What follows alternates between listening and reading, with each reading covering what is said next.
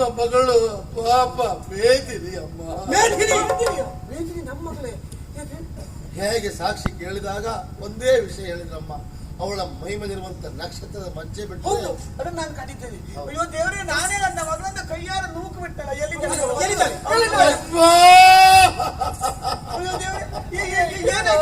ಇನ್ನೆಲ್ಲಿ ಬೇದಿರಿ ಕಾಡಿ ಹೋಗ್ತಾಳೆ ಬರೀ.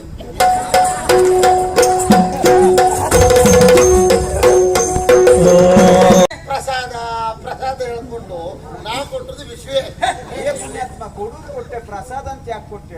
ಮೊದಲೇ ದೇವಸ್ಥಾನದ ಪ್ರಸಾದ ಎಲ್ಲ ತಿನ್ಲಿಕ್ಕೆ ಅನುಮಾನ ಆಗುವ ಸಂದರ್ಭ ಇದು. ನೀನು ಮತ್ತೆ ಅಂತದ್ದು ಮಾಡೋರ್ಗೆ ನಿಲ್ಲಿಸ್ಲಿ ಅಂತ ಹಾಗೆ ಮಾಡಿದೆ.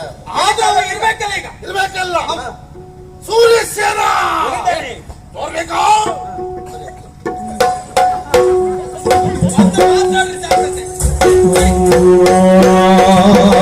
ಪ್ರಯತ್ನ ಪಟ್ಟರೂ ಹಣೆಯಲ್ಲಿ ಬರೆದ ಅದೃಷ್ಟವನ್ನು ಬದಲಾಯಿಸಲು ಸಾಧ್ಯವಿಲ್ಲ. ಇನ್ನೊಬ್ಬರ ತಟ್ಟೆಯಲ್ಲಿದ್ದ ಅನ್ನವನ್ನು ಉಣ್ಣಲು ನಮಗೆ ಸಾಧ್ಯವಿಲ್ಲ. ನಾವು ಮಾಡಿದ್ದನ್ನೇ ಉಣ್ಣಬೇಕು. ಯೋಗಿ ಪಡೆದದ್ದು ಯೋಗಿಗೆ, ಜೋಗಿ ಪಡೆದದ್ದು ಜೋಗಿಗೆ. ದುರಾಸೆಯಿಂದ ಕೈಕೆ ರಾಮನನ್ನು ಸ್ವರ್ಣ ಕುಟೀರದಿಂದ ಪರ್ಣ ಕುಟೀರಕ್ಕೆ ಕಳುಹಿಸಿದರೂ ಅಯೋಧ್ಯೆಯ ಅರಸನಾದದ್ದು ರಾಮನೇ ಹೊರತು ಭರತನಲ್ಲ.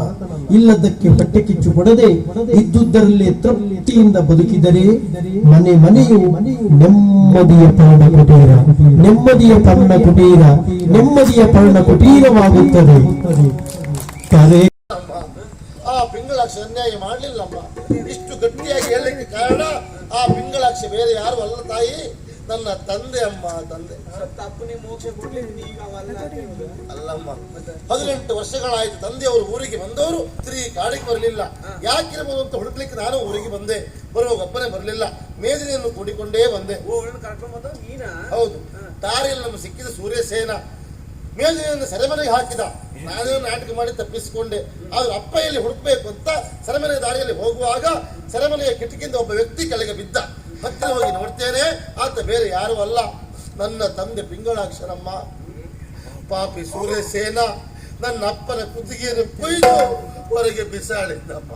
ತಪ್ಪಿಸಿಕೊಳ್ಳುವಾಗ ಸತ್ವದ ಅಂತ ಹೇಳಿದ್ರು, ಪ್ರಚಾರ ಮಾಡಿದ್ದು ಅವನೇ ಸ್ವಾಮಿ. ಆಗ ಸತ್ಯ ವಿಷಯ ಹೇಳಿದ್ರು. ಮಗನೇ, ಮಹಾರಾಜರಲ್ಲಿ ಸತ್ಯ ವಿಷಯ ಹೇಳಬೇಕು ಅಂತ ಬಂದ್ರೆ ನನ್ನನ್ನೇ ಸೆರೆಮನೆಗೆ ಹಾಕಿಬಿಟ್ರು.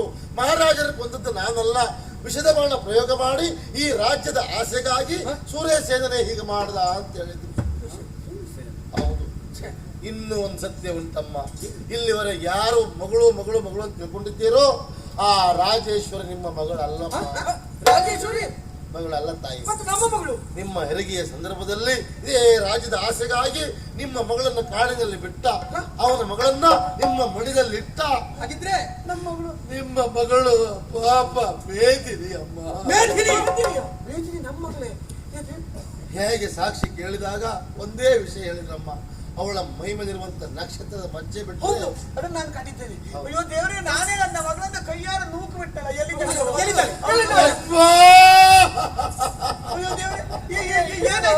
ಇನ್ನೆಲ್ಲಿ ಬೇದಿರಿ ಕಾಡಿ ಹೋಗ್ತಾಳೆ ಬರೀ.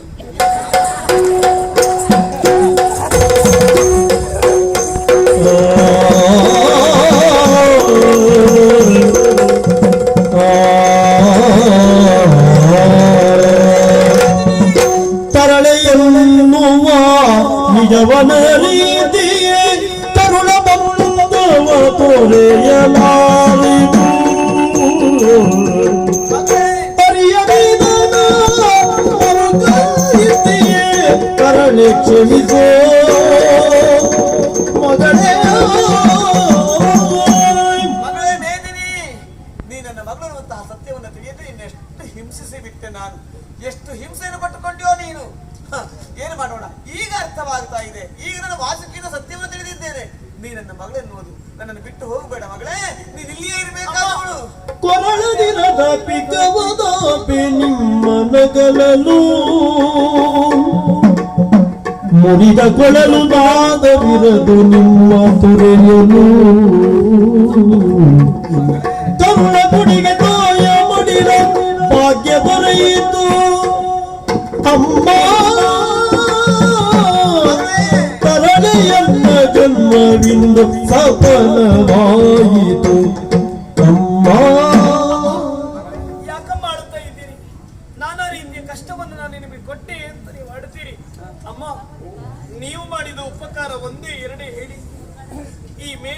ಲೋಕದ ಬೆಳಕನ್ನು ಕಾಣಬೇಕಿದ್ರೆ ಅದಕ್ಕೆ ಕಾರಣೀಭೂತರು ನೀವು. ಮಾಂಸದ ಮುದ್ದೆಯಂತಿದ್ದಂತ ನನ್ನನ್ನು ನವ ಮಾಸಗಳ ಕಾಲ ಗರ್ಭಾಬುದಿಯಲ್ಲಿ ಇರಿಸಿ 10ನೇ ತಿಂಗಳಿಗೆ ಲೋಕದ ಬೆಳಕನ್ನು ಕಾಣುವಂತೆ ಮಾಡಿದ ಮಹಾತಾಯಿಯಲ್ವೇ ನೀವು. ಗರ್ಭದಲ್ಲಿ ನಾನಿರುವುದಕ್ಕೆ ಸ್ಥಳವನ್ನು ನೀಡಿದ್ರಿ. ನಾನು ನಿಮ್ಮ ಹೊಟ್ಟೆಯಲ್ಲಿದ್ದಾಗ ನನ್ನನ್ನು ಪ್ರೀತಿಸಿದ್ರಿ, ಪಾಲಿಸಿದ್ರಿ, ಮುದ್ದಿಸಿದ್ರಿ. ಆದ್ರೆ ಏನು ಮಾಡುದು? ವಿಧಾತ ನನ್ನ ಹಣೆಯಲ್ಲಿ ಕಾಡಿನಲ್ಲಿಯೇ ಬದುಕಬೇಕು ಅಂತ ಬರೆದಿದ್ರಿ. ಅದನ್ನು ತಪ್ಪಿಸುವುದಕ್ಕೆ ನಾನ್ಯಾರು ನೀವ್ಯಾರು ಹೇಳಿ? ಆದ್ರೆ ಒಂದು ತಾಯಿ, ನಾನು ಮಗಳು ಎನ್ನುವುದನ್ನು ತಿಳಿಯದೆ ಪ್ರತಿ ಹೆಜ್ಜೆಗೂ ನೀವು ನನ್ನನ್ನು ದ್ವೇಷಿಸ್ತಾ ಹೋದ್ರಿ. ನಾನು ತಾಯಿ ಎಂದು ತಿಳಿದು ನಿಮ್ಮನ್ನು ಪ್ರೀತಿಸುವುದಕ್ಕೆ ಪ್ರಾರಂಭಿಸಿದೆ. ಅಮ್ಮ, ಕಾಡಿನಲ್ಲಿ ಬೆಳೆದವರಮ್ಮ, ಬಂದಂತ ನಾನು ನೇರವಾಗಿ ನಿಮ್ಮಲ್ಲಿ ಸತ್ಯ ಹೇಳಿದೆ ಅಂತಾದ್ರೆ ರಾಜೇಶ್ವರಿ ನಿಮ್ಮ ನಡುವಿನ ಬಾಂಧವ್ಯ ಹಾಳಾಗುತ್ತದೆ ಎನ್ನುವ ಕಾರಣಕ್ಕಾಗಿ ಸತ್ಯವನ್ನು ಮನಸ್ಸಿನಲ್ಲಿ ಇರಿಸಿಕೊಂಡೆ. ಕಾಡಿನಲ್ಲಿರುವವರು ಇನ್ನೊಬ್ಬರ ಬಾಂಧವ್ಯವನ್ನು ಬೆಸೆಯುತ್ತಾರೆ ವಿನಃ ಆ ಬಾಂಧವ್ಯವನ್ನು ಹೊಸದು ಹಾಕುವ ಮನಸ್ಥಿತಿ ಉಳ್ಳವರಲ್ಲವಪ್ಪ. ತನ್ನನ್ನು ಕಡಿಯುವುದಕ್ಕೆ ಬರುವಂತ ಬಡಗಿಗೂ ಕೂಡ ನೆರಳನ್ನೇ ನೀಡುತ್ತದೆ ಮರ. ತನ್ನನ್ನು ಕೊಲ್ಲುವುದಕ್ಕೆ ಬರುವಂತ ಕಟುಕನಿಗೂ ಕೂಡ ಅಮೃತ ಸದೃಶವಾದಂತಹ ಹಾಲನ್ನೇ ಹಸು ನೀಡುತ್ತದೆ. ಪರ್ಣ ಕುಟೀರದಂತ ಕಾಡಲ್ಲಿ ಬೆಳೆದವರಮ್ಮ ನಾವು. ಪ್ರೀತಿ, ದಯೆ, ಕರುಣೆ ನಮ್ಮ ಬದುಕು ಅಂತ ತಿಳಿದುಕೊಂಡವರು ಅಮ್ಮ. ಕೊನೆಗೂ ಭಗವಂತ ನಮ್ಮ ಕೈ ಬಿಡ್ಲಿಲ್ಲ. ತಾಯಿ ಮಗುವನ್ನು ಒಂದುಗೂಡಿಸಿದ. ಇನ್ನು ನಾನು ನಿಮ್ಮನ್ನು ಬಿಟ್ಟು ಬದುಕುವ ಶಕ್ತಿ ಇಲ್ಲ. ಎಷ್ಟು ಸಾರಿ ನನ್ನ ಅಮ್ಮ ಅಂತ ಕರೆದಿದ್ದೀಯ, ಆದ್ರೆ ನಾನು ನಿನ್ನನ್ನು ದ್ವೇಷಿಸಿದ್ದೆ. ಈಗೊಮ್ಮೆ ಪ್ರೀತಿಯಿಂದ ಅಮ್ಮ ಅಂತ ಕರಿತೀಯ.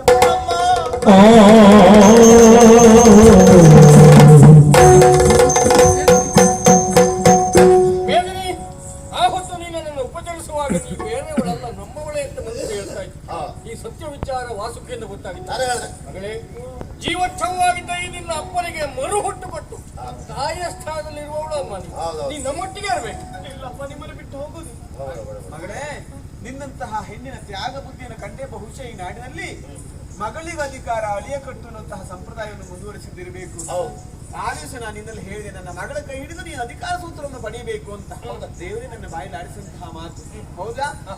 ಮೇದಿನಿಯ ನನ್ನ ಮಗಳು, ಇವಳನ್ನು ಬರಿಸಿ ಅಧಿಕಾರವನ್ನು ಸ್ವೀಕರಿಸಬೇಕು ಮಗನೇ. ನಾನೇನು ಶೋಧನನ್ನು ಮದುವೆ ಆಗಬಹುದು, ಆದ್ರೆ ರಾಜೇಶ್ವರಿ ರಾಜೇಶ್ವರಿ ಒಳ್ಳೆ ವರ್ಣನೆ ನೋಡಿದ್ರೆ ರಾಜೇಶ್ವರಿನೇ ಅಂತ ಅವಳು ಕುದಬೇಡ. ಅವಳು ಹುಡುಕೊಂಡು ಹೋಗಿ ಅವಳು ಮದುವೆ ಆಯ್ತಲ್ಲ ವೈಕುಂಠ. ಹೌದಪ್ಪ, ಪರಮಾಶ್ಚರ್ಯ ಅಮ್ಮ. ಅದು ಸರಿ ಉಂಟು. ರಾಜೇಶ್ವರಿ ಯಾರ ಮಗಳು? ಸೂರ್ಯಸೇನ ಮಗಳ. ಆ ವೈಕುಂಠ ಯಾರು?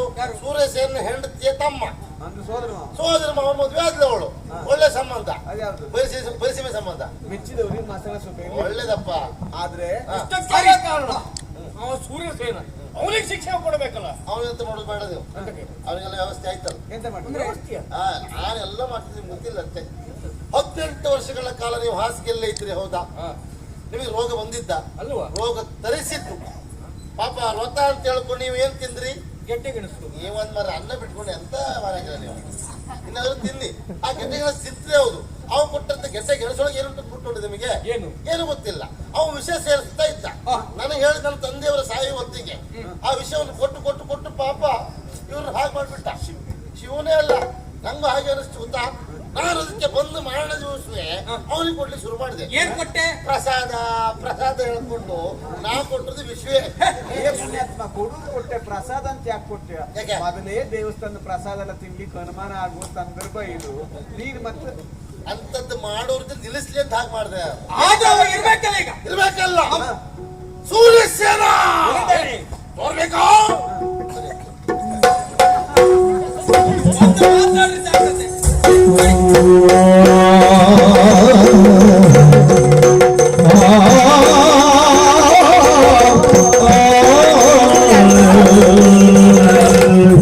ಹೋಗ್ಬೇಡ ಮಗಳೇ, ನಿನ್ನೊಟ್ಟಿಗೆ ನಾನು ಬರ್ತೇನೆ ಮಗಳೇ, ಹೋಗ್ಬೇಡ. ಏಯ್, ನನ್ನ ಅಪ್ಪ ಅಂದ್ರೆ ನನ್ನ ಬಾಯಲ್ಲಿ ಮುಳಾದಿ. ನಮ್ಮ ಜೊತೆ ಬಂದ್ರೆ ಕೊಲ್ಲೋಡು ಸಾಯಿಸ್ತೇನೆ. ಅದು ಬರ್ತೇನೆ.